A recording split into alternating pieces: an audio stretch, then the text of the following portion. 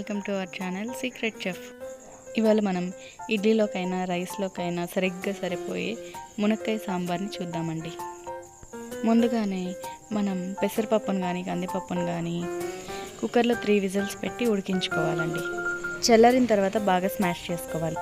ఆ తర్వాత స్టవ్ మీద పెనం పెట్టి 2 స్పూన్ల ఆయిల్ వేసి ఆవాలు జీలకర్ర వేసుకోవాలి. ఇవి 2 చిట్పట్లు ఆడుతున్నాం.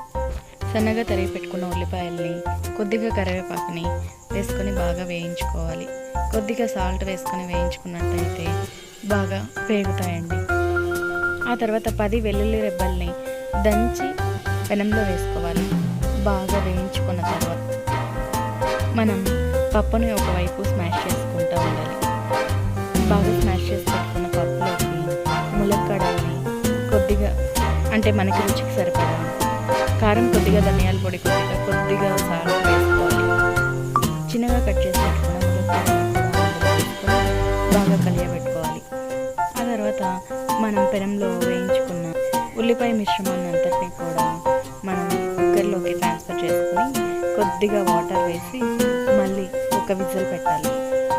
ఒక విజిల్ కంటే ఎక్కువ విజిల్స్ పెట్టామంటే బాగా మునక్కాయలంతా బాగా నలిగిపోయి టేస్ట్ అస్సలు బాగుండదు.